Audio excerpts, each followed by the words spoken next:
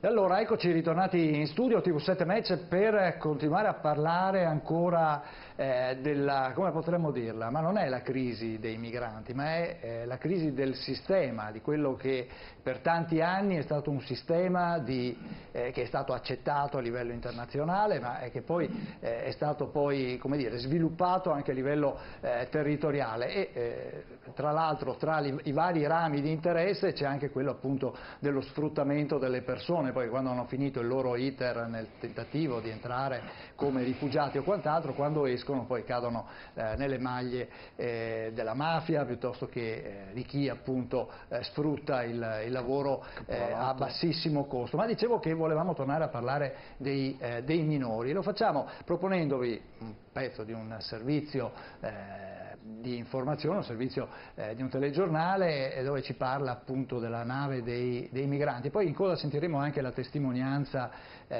di chi ha vissuto nei campi libici. Ascoltiamo.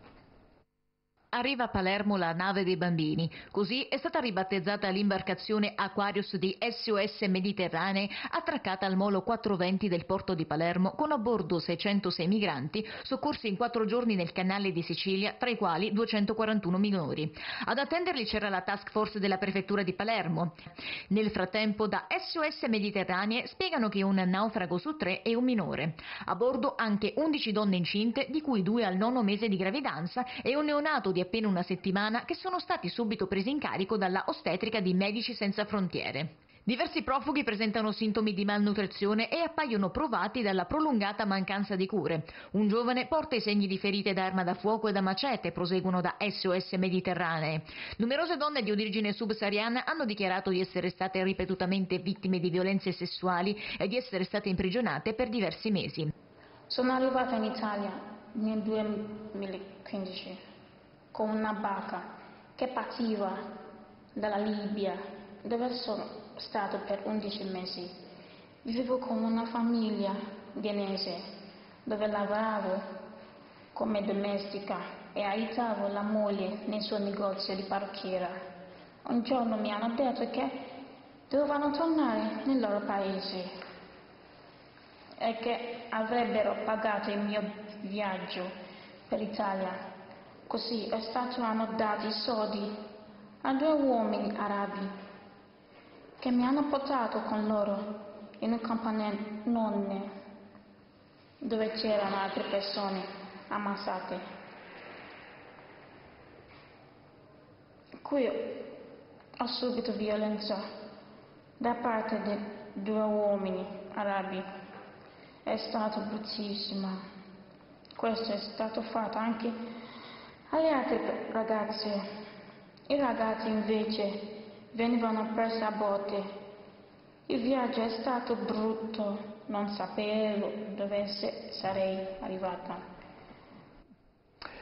Bene, queste le parole, le testimonianze sicuramente toccanti.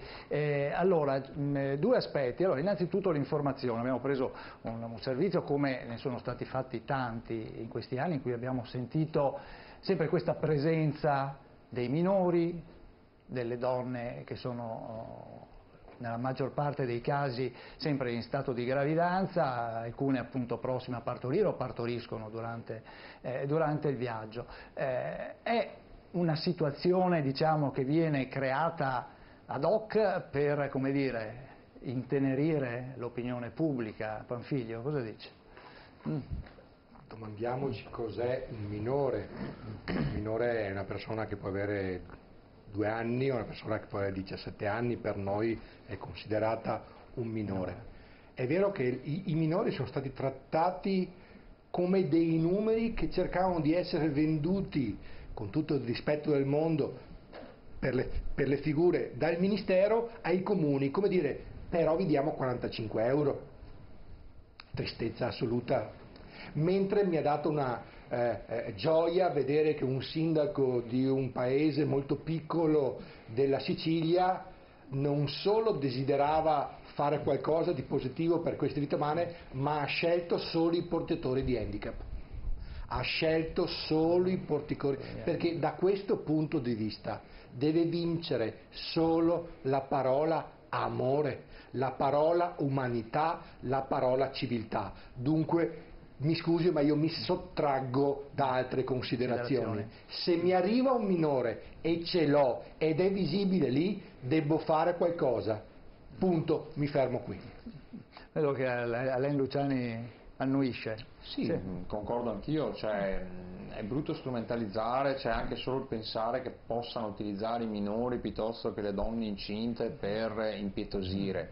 La verità sacrosanta è che bambini e donne incinte sono persone maggiormente da tutelare, indubbiamente, per la loro situazione umana, che è differente rispetto a un maschio adulto, e quindi oggettivamente non è una strumentalizzazione, sono fasce oggettivamente più deboli. E quindi a queste fasce si deve sempre comunque avere un occhio di riguardo. Ho avuto anche persone che mi hanno detto: ma come, gli uomini no? Non è che gli uomini ne hanno meno bisogno, ma ripeto, vorrei poter accogliere tantissimi giovani, magari con i genitori, ove possibile, ma accompagnati, perché questo è il problema, ma tante più donne anche incinte che davvero hanno bisogno e sono fasce deboli rispetto a una marea di ragazzotti che vengono dalla Tunisia, che magari scappano a qualche carcere con il telefonino. No, per me questo è inaccettabile. Io rimango sull'aspetto umano, che vanno aiutate le persone che hanno oggettivamente bisogno, le famiglie che scappano da una guerra, i perseguitati politici e chi davvero è una fascia debole. Una marea di gente è arrivata in Italia abusando della generosità del nostro paese, non avendone diritto e sottraendo le risorse a chi ne aveva veramente bisogno, che rimaneva in queste famose prigioni schiavi, che magari venivano, come questa povera ragazza che abbiamo sentito poco fa, violentata, quando avrei potuto invece far arrivare nel mio paese in maniera tranquilla, senza traumi, che si porterà per tutta la vita dietro, dando spazio a gentaglia che non ne aveva nessun diritto di venire nel nostro paese. Questa è la verità, perché io non dormirei la notte a pensare, e non ci dormo la notte quando penso a quei numeri di questi giovani. Non ci si può lavare la coscienza: bene, ho accolto, arrivederci e grazie. Questi signori, questi ragazzini che fine hanno fatto? Queste ragazzine dove sono? Sono schiavi della prostituzione magari, minorile? Dove sono finiti sti ragazzini? È drammatica, io non so come fa a dormire la notte chi fa questo tipo di accoglienza qua, scellerata, che toglie ai cittadini che veramente hanno bisogno, nostri concittadini, quello di cui hanno bisogno sul serio. È chiarissimo, sentiamo Rugina. Lui ha detto che non dormirebbe la notte, a quanto pare invece abbiamo un ministro dell'interno che da 10 giorni che dorme tranquillamente con una nave in mezzo al mare che speriamo prima o poi arrivi in Spagna. Abbiamo visto le testimonianze di violenze. Diciamo che i migranti che sono a bordo sono stati spostati, ci sono anche 2 navi della Marina Militare. Sono stati bloccati per 2 giorni perché si aspettava che Malta desse una risposta. Malta non ha dato la risposta, quindi si è giocato sulla pelle di queste persone per 2 giorni. Sono andati i medici a verificare lo stato di salute. Oggi il ministro dell'interno della Repubblica ha parlato di queste persone che sono in crociera. Io non so se ci rendiamo conto perché a un certo punto, quando tu non fai più comizi elettorali, ma quando sei il ministro della Repubblica, penso che un limite anche a certe parole, dire che le persone sono in crociera, quando abbiamo visto le immagini, non è che abbiamo le camere, l'alloggio, il ristorante, cioè sono persone che hanno bisogno di un soccorso, hanno bisogno di un'accoglienza. Ripeto, se tu vuoi anche chiudere i porti, che puoi essere, io sono d'accordo, perché magari puoi essere favorevole a quella politica lì, ma prima le vite umane vanno portate in salvo e poi applichi.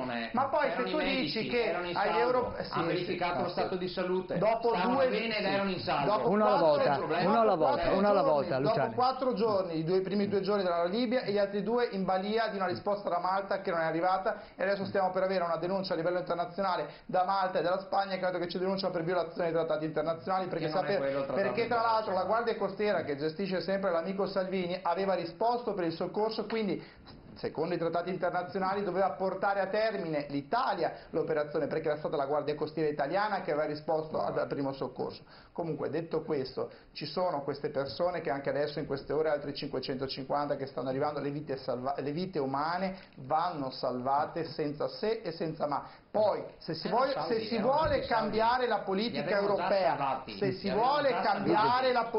europea, Salvini sappiamo benissimo che è il parlamentare italiano che ha fatto più assenza al Parlamento europeo. Bugia, La settimana bugia, scorsa mamma mia, c'era la non si può riunione di sentire ogni tutti i volta ministri queste degli robe qua. interni a Bruxelles, l'unico ministro assente era Matteo Salvini, che si parlava proprio della ridiscussione del Trattato di Dublino. L'unico ministro dell'interno che diceva che al tavolo europeo avrebbe fatto valere, le istanze dell'Italia era l'unico assente. Martedì scorso era l'unico assente, era il ministro Matteo Salvini. Abbiamo sentito. A quella riunione hanno stabilito che il trattato non era motivo di discussione e veniva rinviato. Francamente andare lì per sentirsi dire che viene rinviato Ma non è è vero, una avevamo perdita di tempo. l'appoggio della Germania, un attimo, Luigina, un attimo. Sulle assenze ancora, Comunque, ancora queste cose delle assenze al Parlamento europeo, vate a vedere il sito, almeno imparate a usare il web, Parlamento europeo, vai a vederti quali sono le presenze. Torniamo Perché- sul concreto, ma la gente, torniamo anche sul di concreto e sentire non queste sulla robe qua, è una polemica roba veramente politica del colpa mia e colpa Vi tua. hanno bocciato, adesso dovete imparare a starvene un attimino tranquilli, meglio bocciati state man mano. serini come vi diceva Renzi, Io state un po' mi sveglio, serini, Scusate un state momento. tranquilli e basta. Scusatemi, dai,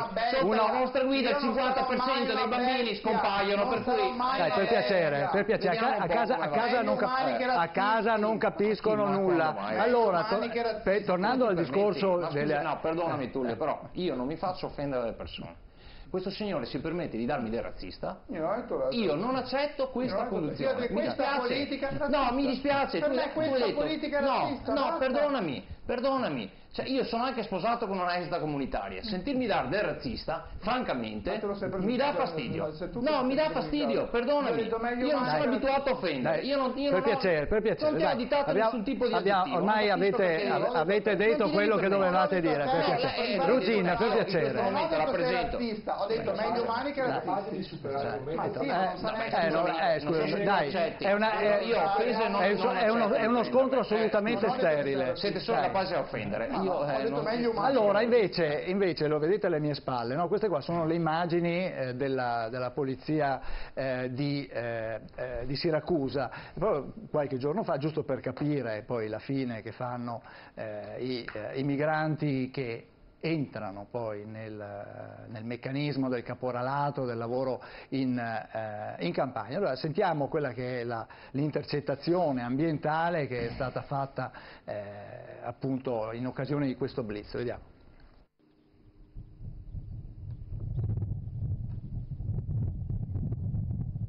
Ora quanto pagato noi oggi? Tu quanto tiri? Io non parlare più oramai, quanto tiri tu? Pagare io. Tu padrone, pagare, con mangiare, io dare 9 ore 30 euro, va bene? Ah, oggi 6 ore, 6 per 3, 20 euro. Quanto paghi? 30 euro e mangeria, panino. Sì? Ok. Ah? Panino non buono. Non buono? Sì, non l'abbiamo mangiato oggi, troppo duro. 5 euro più, 5 euro in meno. Io non venirei più a Campobello a prendere persone, no? Ho capito.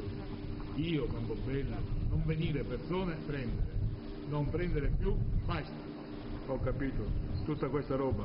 Lavoro 8 ore, non 9 ore. Sempre bordello, soldi, sempre bordello. No, non bordello. Vendemmia bordello.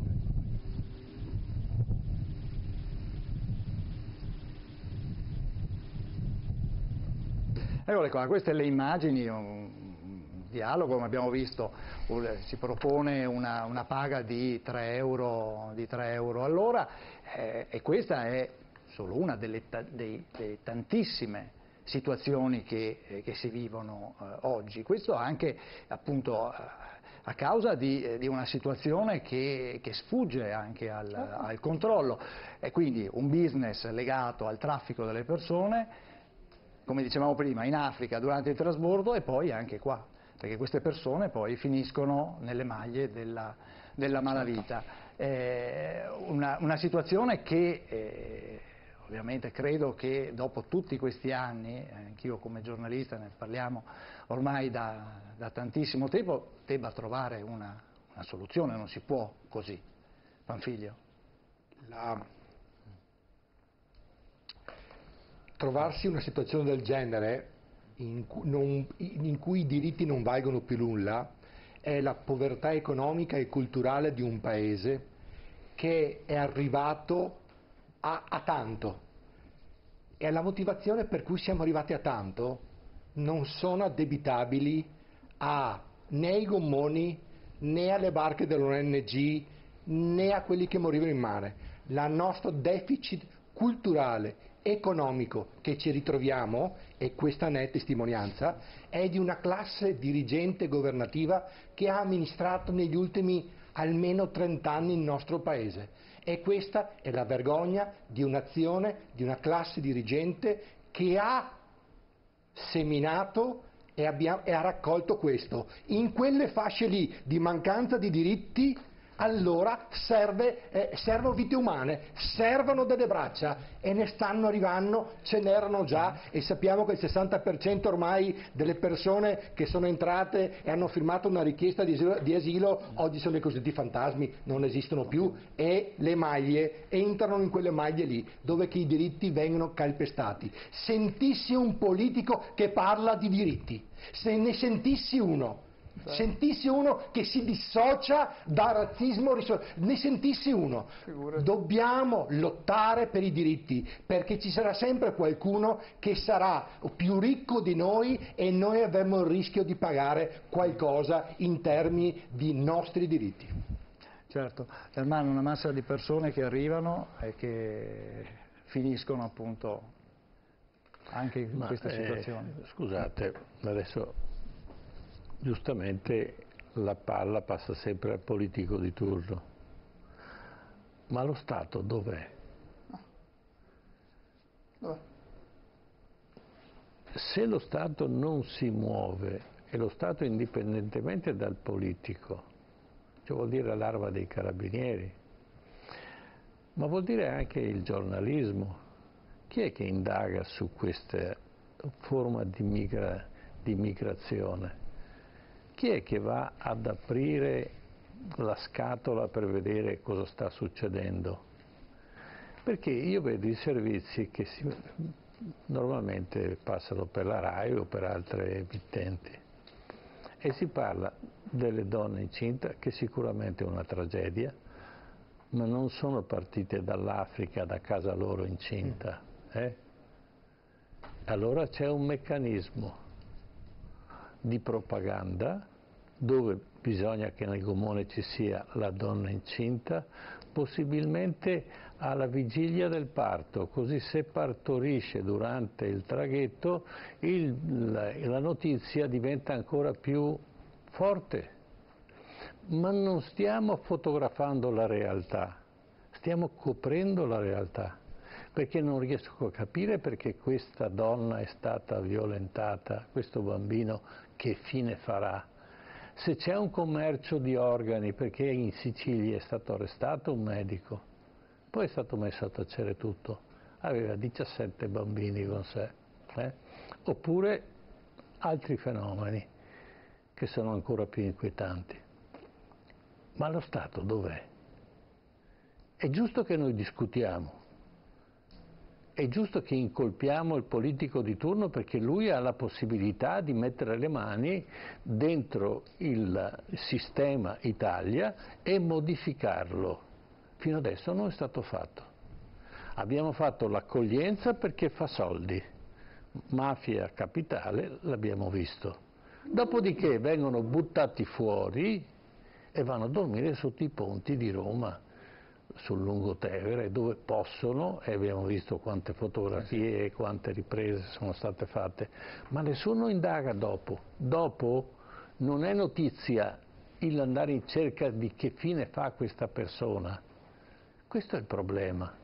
Allora, così come noi seguiamo passo passo un italiano, e speriamo che succeda, fino alla pensione, così queste persone, se hanno diritto di restare in Italia, devono appartenere a tutti gli effetti allo Stato italiano e devono dare conto di quello che fanno, e lo Stato deve essere in grado di controllare che non vengano massacrati come abbiamo visto prima, per 20-30 euro al giorno, sotto il sole, per 10 ore, sperando che se la cavino.